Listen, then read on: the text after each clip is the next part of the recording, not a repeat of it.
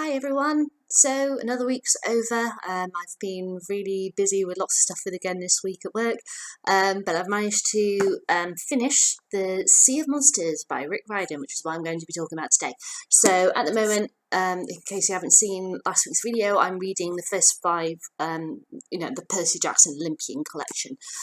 So as I'm obviously those five I'm reading from book 1 to 5.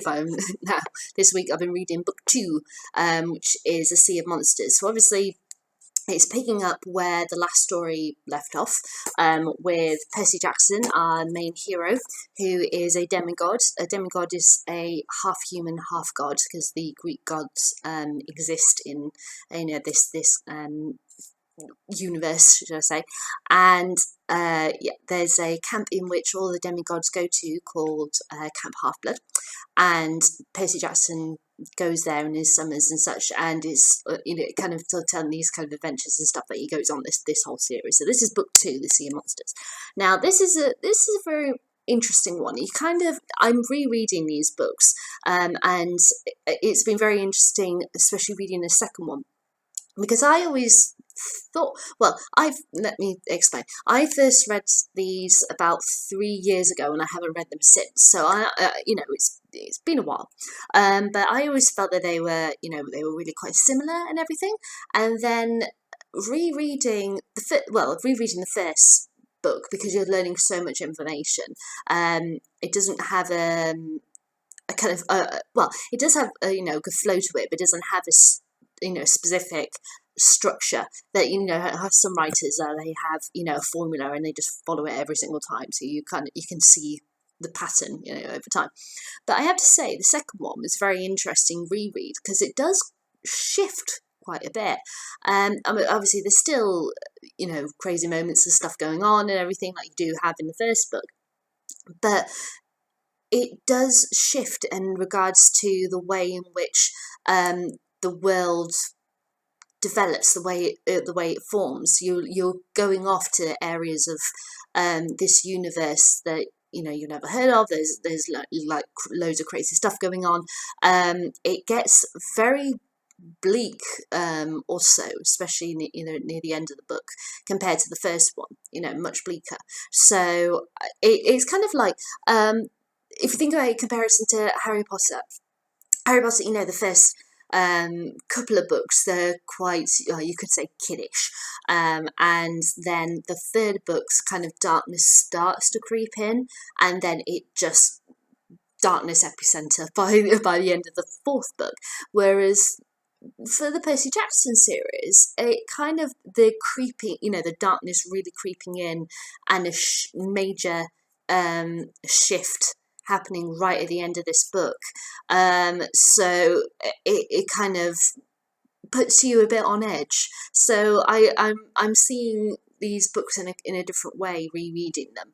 I really thoroughly enjoyed rereading Sea of Monsters, because to be honest, when I cut, because it has been 3 years, so bear that in mind. Sea of Monsters, I thought, was one of those stories where trying to remember back when I found I was going to be rereading these books, it was one of those stories where I could remember little bits of it, but I couldn't really remember key moments in it. But then it turned out when I started rereading it, the bits that I could remember were the key moments. It was really odd, because I had this completely different perception of this book when I began to reread it. So yeah, maybe my memory wasn't as good as I thought it was, or whatever. I don't know. It was just it was very interesting rereading this book. Now I want to talk about individual elements, individual characters, so I'm going to talk a bit more in depth. So if you want to, not be spoiled, then turn this off now. So first of all, I want to talk about Annabeth. Now Annabeth, I think she is very, very interesting in this one in particular, because she really shows her issues and a lot to do with her past. So she has, I have to explain about another character in order to talk about Annabeth more. And that character is a character I absolutely love, and he's called Tyson. Now Tyson, Percy met at his new school, and he spent the entire year with him, and they're really good friends. And then he finds out that Tyson is actually his half brother.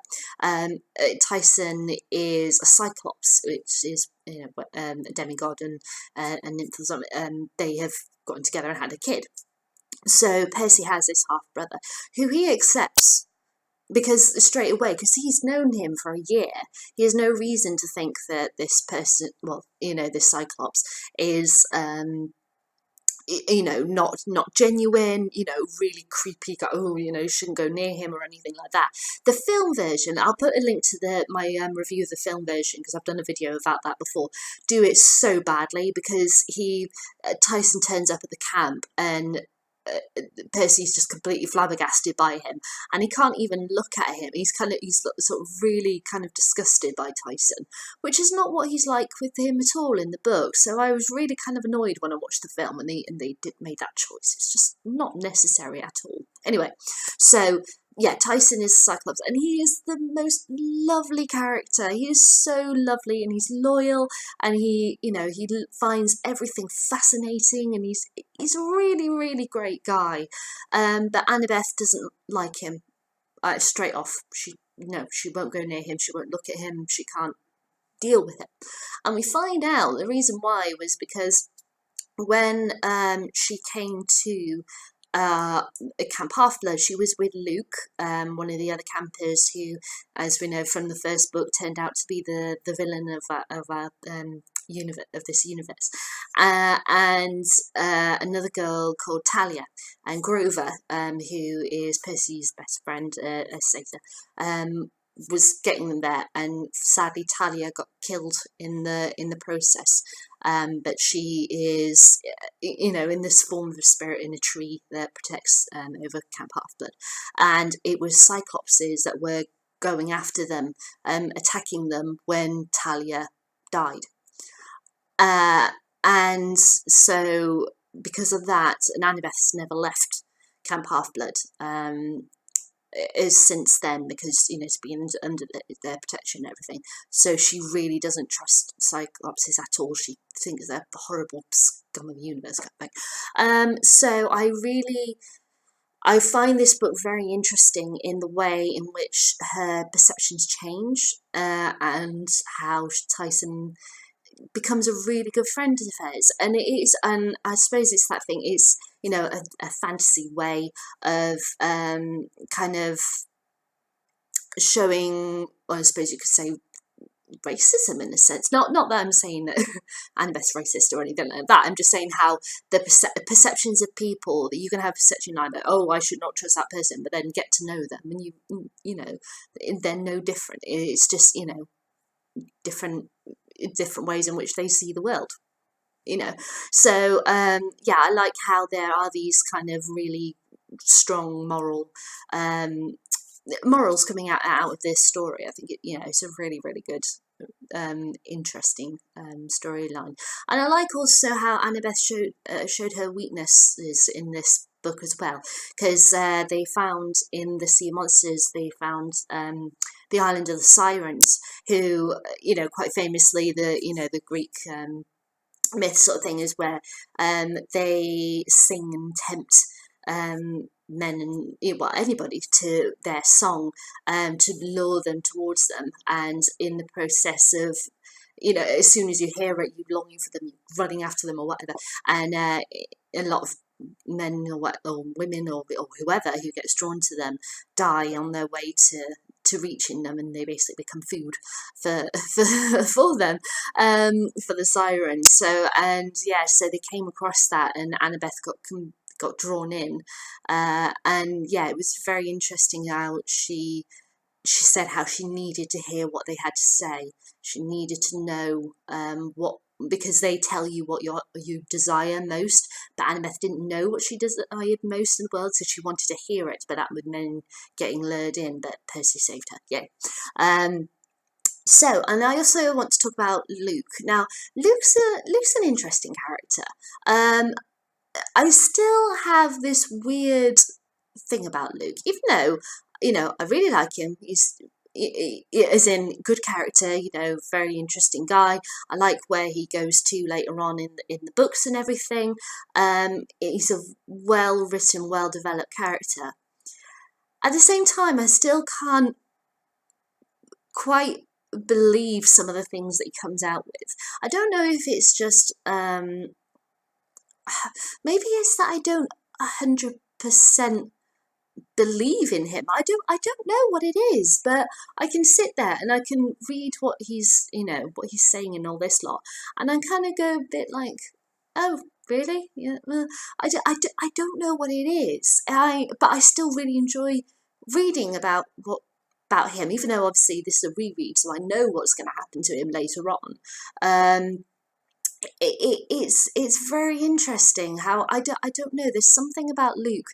I like him, but he kind of bores me a little. It's I don't know how best to describe it than that. It's so weird. Um, but as a bad guy, I think he works.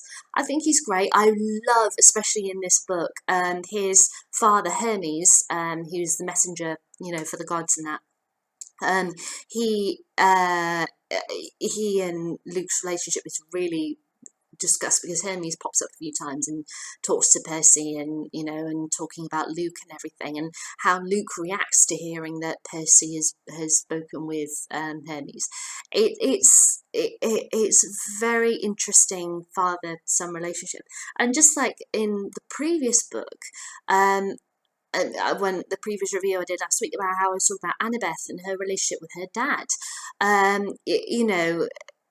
these complex relationships that are between the godparents, sorry, the parents who is a god or goddess, not godparent, but you know what I mean, and the relationship with the human element of their parentage, either man and woman, or just as with the god or goddess.